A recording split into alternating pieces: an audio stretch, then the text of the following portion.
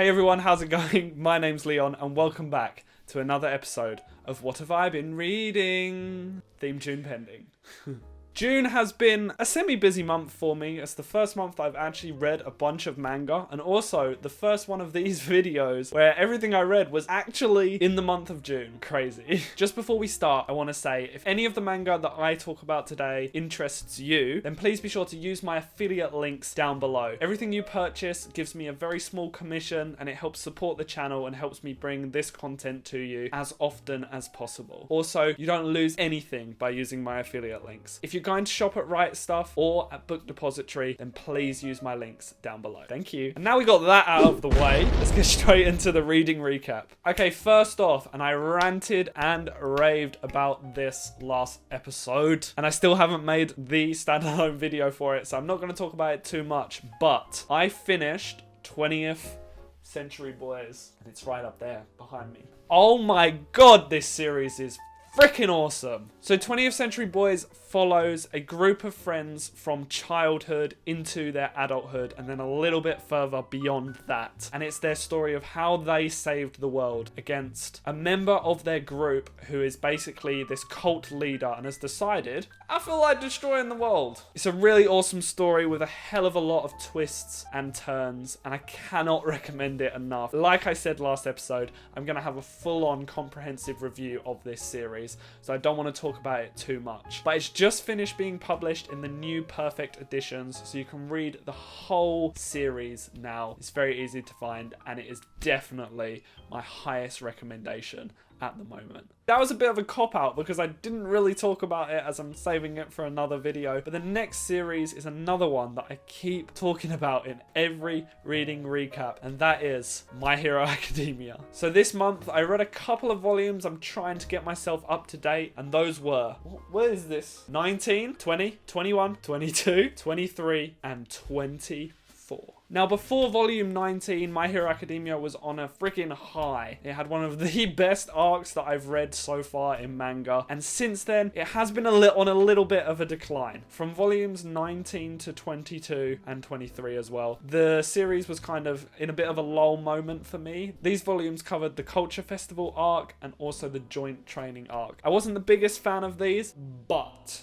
big but, volume 24. Oh my god. This volume was so awesome. We got to focus more on the villains of the story. Each of them got somewhat of an introduction and a backstory, and it was basically a whole volume of one huge battle. I'm not going to spoil anything, but some awesome stuff happened, and we got a lot more in-depth on the villains of the series, and oh my god, I was a fan of it. Before volume 24, I think the highlights for me was learning a little bit more about Deku's power, and also the culmination of the Culture Festival arc was really wholesome, and I did really enjoy it. But hopefully volume 24 is a bit of a stakeholder in now the series is going to go up. I've read a lot about the upcoming 2 arcs, which suggests to me that My Hero Academia is about to get a whole lot better. I can't wait to keep reading it. Now, we just talked about awesome and wholesome. Now let's go to completely the opposite. Goodnight PunPun.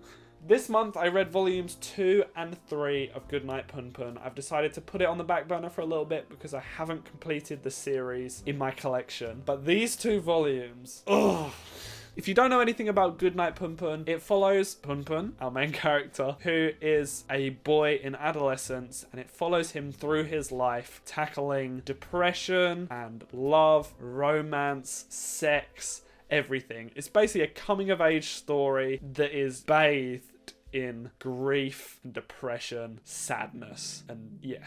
Volume 2 focused a lot on PunPun's uncle. We got to see his backstory, a bit about how he has become the person that he is, and we got to see PunPun go through school and the struggles that involves, and also PunPun as part of a love triangle. That was a really interesting part of volume 2, probably my favorite bit. And then volume 3.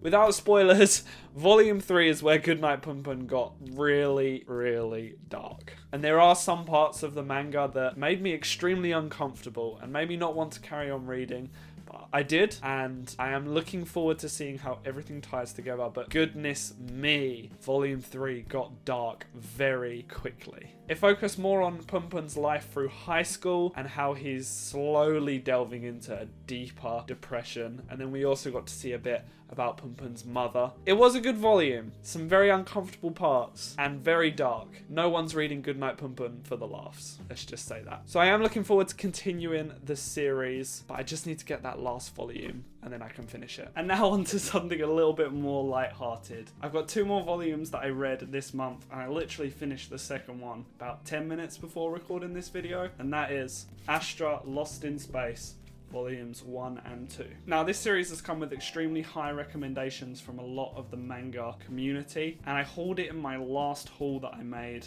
which you can watch up here, I believe. And so far, I'm really enjoying it. It's a space hopping adventure where this crew of space students, I'm gonna say, have been abandoned and transported into a random part of space. They find this spaceship called the Astra, and they have to survive, and they do so by hopping between planets, collecting resources, and each planet is different biomes. It's actually really, really good. And then you sprinkle in the mystery of there is an imposter among them, and someone is trying to kill them, and that someone is on the crew. So you have that bit of mystery, bit of intrigue added to it, and so far we haven't had much of that. It's been a lot of just surviving in space, collecting food, foraging, hunting, stuff like that. No murders, no killing, no suspicious activity. I'm sure there will be more of that in the next 3 volumes. It's a 5-volume series, really cheap to pick up, none of it is out of print. Thank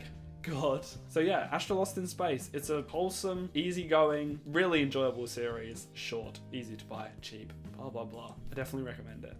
And that's it for this month's What Have I Been Reading. If you guys have read any of the series that I talked about today, please let me know down below. And if you have any recommendations for stuff I should be reading, let me know as well. My current plan for the next month is to finish up Astra Lost in Space and start Blade of the Immortal, and also get up to date on My Hero Academia. And we'll see how that goes. If you've enjoyed this video, please be sure to like, subscribe, and hit that notification bell. And if you're ever in need of shopping for some manga or anime, make sure you use my affiliate links down below for Right Stuff and Book Depository, where I will get a small commission for any purchase you make at no loss to yourself. And it just supports the channel and helps me bring content like this to you on a more regular basis. And that's all from me today, guys. I hope you've enjoyed, and I will see you in the next one.